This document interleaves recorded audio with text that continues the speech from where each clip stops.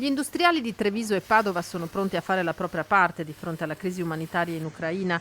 Davanti alla fuga di centinaia di migliaia di persone, intere famiglie, dal paese invaso, il presidente di Assindustria Veneto Centro, Leopoldo Destro, fa sapere che le imprese del territorio sono pronte ad accogliere chi scappa dalla guerra. La nostra associazione, anche in un recente passato, vedisi la crisi in Afghanistan, ha dato la disponibilità ad aiutare le famiglie e le persone che lasciavano il paese e quindi trovare una soluzione lavorativa nelle nostre aziende che tra l'altro in questo momento stanno cercando molto personale e fanno fatica a trovarlo. L'export verso la Russia vale per le sole aziende trevigiane e padovane un giro d'affari di mezzo miliardo di euro, ma malgrado questo, per Destro sulle sanzioni da applicare nei confronti di Mosca non ci può essere discussione.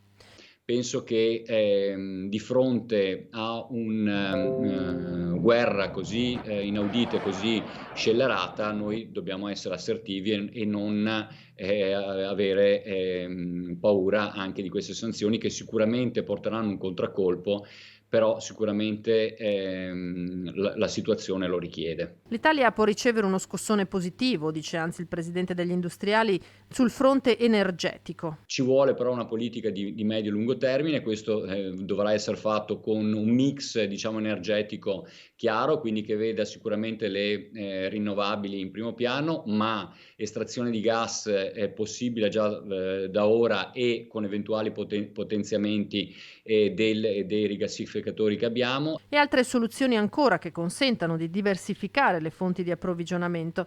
Nell'immediato, tuttavia, l'urgenza è quella del cessate il fuoco. L'auspicio nostro è chiaramente quello che si possa trovare una soluzione più veloce possibile, perché più perdura questo conflitto, più ripercussioni avremmo per le nostre aziende e quindi pertanto io spero che si riesca a trovare velocemente una soluzione la più diplomatica possibile.